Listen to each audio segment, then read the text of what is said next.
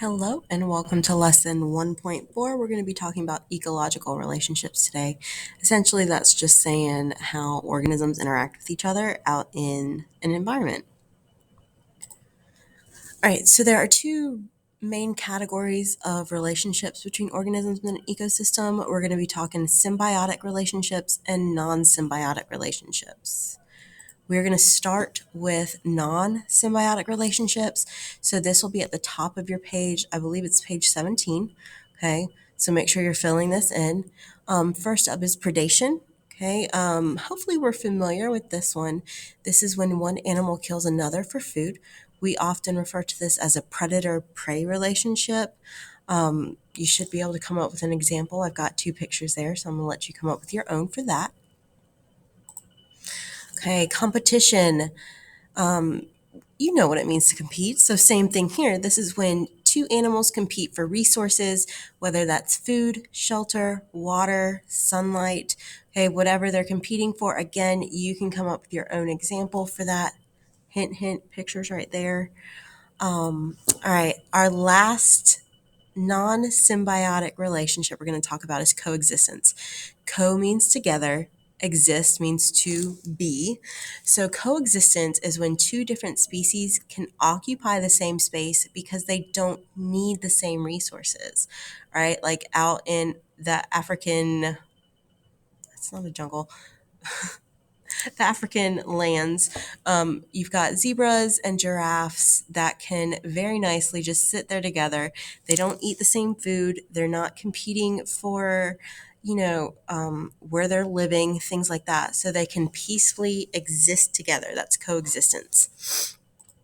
All right, moving into symbiosis or symbiotic relationships. All videos to this will be linked in Canvas if you want to go and watch those as well. The upcoming ones that go with the relationships are kind of cool, so I do recommend watching those. All right, so symbiosis, just by definition, is when two different species have a relationship where at least one benefits, okay?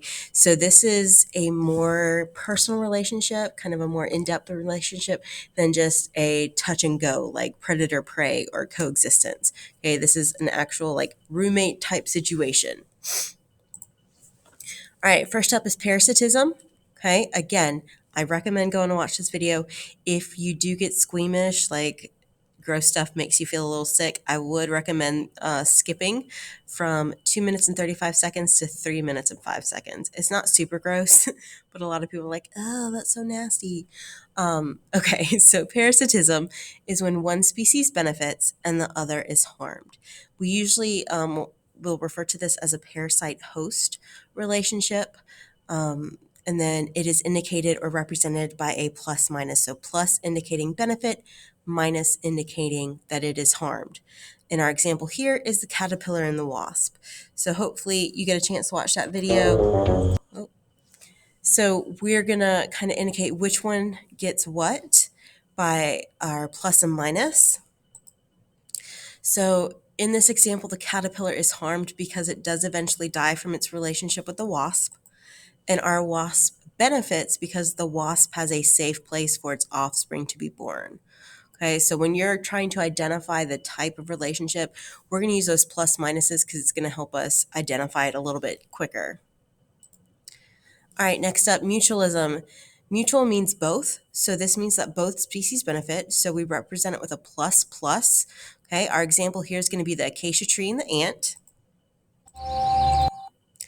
Okay, so our acacia tree benefits because the tree gets protection from the ants. Okay, the ants kind of ward off other insects or other like viney plants that try to get the acacia sunlight. And then the ants benefit because they get food and shelter from the plant. So they're both getting something good out of it. So that is mutualism. All right, last one we're going to talk about is commensalism. So this one's a little bit harder to remember. So unfortunately, we just gonna have to memorize this one. Commensalism is when one species benefits, so that's our plus, and the others neither help nor harm. So we're gonna indicate that with a zero, like they're getting zero, nothing is happening. Okay, so we represent that as a plus zero. Okay, our example for this is gonna be the witch of the forest and carrion beetles. So if you watch that video, this will make sense. The witch of the forest benefits because the plant gets its pollen spread. The beetle will go in, the pollen gets stuck to its legs, and then it goes out and carries the pollen around. And then the carrion beetles, they aren't harmed, okay, and they're not benefited. They go inside this giant flower. They kind of get stuck. They the pollen gets stuck to their little fur and everything, and then they get released. So they're not getting food out of it. They're not getting shelter really, but they're not getting harmed either. So we say that they don't benefit or don't get anything out of it. So that's the zero part of it. All right, and that kind of wraps us up for that. So let's see. Don't forget to go to Canvas, work on your lesson 1.4 assignments. There is a paper one for the must do with this, so make sure you go up to the front, the black bin, and grab that one.